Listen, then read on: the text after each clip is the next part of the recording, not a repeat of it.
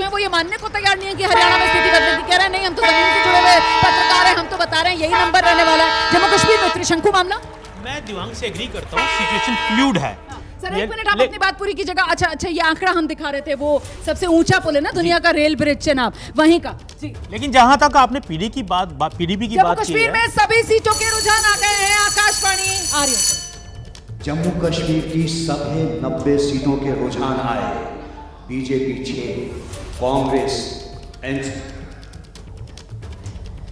जम्मू कश्मीर सभी सीटों के रुझान सामने आ गए हैं। कांग्रेस गठबंधन 44 पर अपने दम पर पहुंच गया है। बहुमत के आंकड़े से सिर्फ 2 सीटों के फासले पर। बीजेपी 29 पर आकर बीजेपी की सुई अभी भी उठकी हुई है, लेकिन पीडीपी जो है वो 5 सीटें जीत हासिल कर रही है। और ऐसे में अगर रुझान यही रहते हैं तो मतलब मामला त्रिशंकु, रुझान यही रहते हैं। पीडीपी में जो कहने जा रहा था, आपने पीडीपी की बात की थी, पीडीपी क्या उनके साथ जाएगी कि नहीं जाएगी, इस पर क्लैरिटी आ चुकी है। इस पर नेशनल कॉन्फ्रेंस से फारूक अब्दुल्ला ने भी कह दिया, उमर अब्दुल्ला ने भी कह दिया, और पीडीपी ने भी ये कहा है कि हम बीजेपी के साथ नहीं जा सकते, सेक्युलर सरकार के साथ हम हाथ जोड़ मिलाएंगे। इसलिए अगर ये रुझान रहते हैं तो मुझे लगता है मेजॉरिटी एनसी कांग्रेस अलायंस के पास है।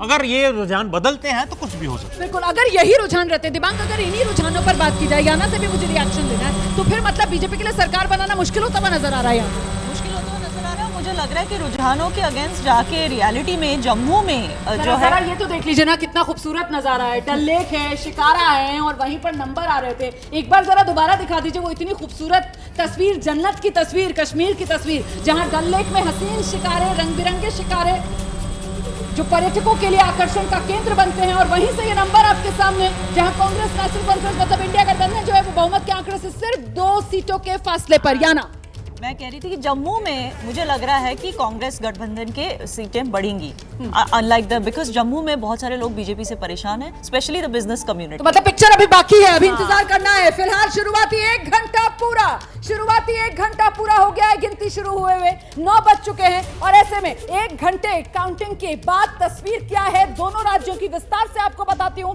शुरुआत हरियाणा से करूंगी। हरियाणा में 1 घंटे की गिनती के बाद कांग्रेस बम्पर जीत की तरफ बढ़ती हुई नजर आ रही है। कांग्रेस गठबंधन 61 सीटों के साथ सुनामी वाली जीत की तरफ बढ़ता हुआ हरियाणा में फिलहाल नंबर को देखकर यही कहा जाएगा। हालांकि रुझान है 1 घंटे की गिनती के बाद के शुरुआती रुझान है। शुरुआत में तो पोस्टल बैलेट ही खुले और 8:30 बजे से ईवीएम की गिनती शुरू हुई है। तो क्या ये तस्वीर बदलेगी, इसको लेकर अभी क्वेश्चन मार्क, प्रश्न चिन्ह लगातार बना हुआ है। लेकिन अभी का आंकड़ा ये कह रहा है कि हरियाणा में कांग्रेस सरकार बनाने जा रही है, बंपर जीत के साथ बनाने जा रही है। बीजेपी 20 से भी कम 19 सीटों पर सिमटती हुई नजर आ रही है। और वहीं Jammu Kashmir Congress national conference left का गठबंधन, इंडिया गठबंधन बहुमत के आंकड़े से सिर्फ 2 नंबर के फासले पर खड़ा हुआ है।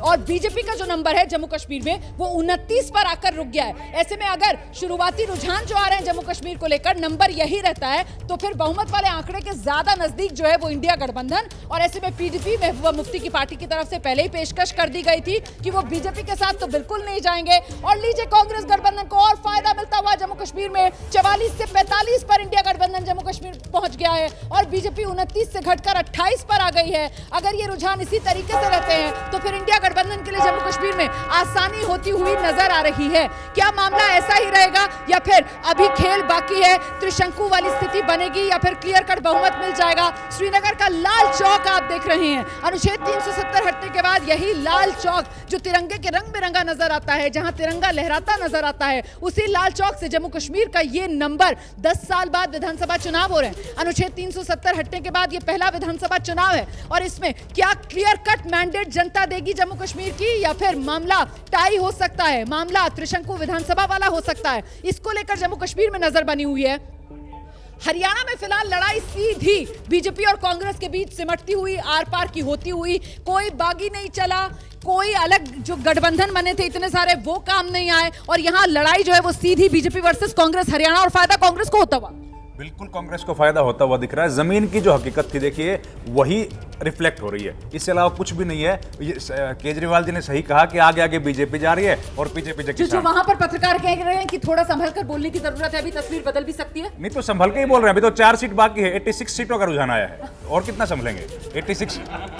तो मतलब कमोबेश यही स्थिति रहने वाली है, कोई बड़ा उलटफेर नहीं होने वाला है। जी, ये तो हरियाणा की तस्वीर लगभग स्पष्ट हो रही थी और इसमें एक संदेश ये भी सुनामी आ रही थी हरियाणा में कांग्रेस की, अभी तो रुझान यही बता रहे हैं। बिल्कुल बिल्कुल, मैंने 2/3 बहुमत से शुरुआत की थी और वहीं पे मैं अभी भी हूँ, उससे थोड़ा बहुत आगे जाता हुआ दिखाई दे रहा है। एक चीज मैं जरूर जोड़ना चाहूंगा इसको और जम्मू कश्मीर के नतीजों को जोड़ के, एक पहलू ये भी आता है कि जिन दलों ने अपने तमाम आदर्श, अपने तमाम जो समर्थक हैं उनको छोड़ के भाजपा के साथ ऐसा गठबंधन किया जैसे जेजेपी या पीडीपी भाजपा के साथ अंदर खाने अंडरस्टैंडिंग वाला जो गठबंधन हुआ ना, उनको जनता यहाँ पर नकारती हुई नजर आ रही है। क्या वो बीजेपी वाली बी टीम के जो टैग थे वो रीजनल पार्टीज पर भारी पड़ते हुए नजर आ रहे हैं क्या? ये आगे विश्लेषण के मुद्दे रहेंगे, इन पर आगे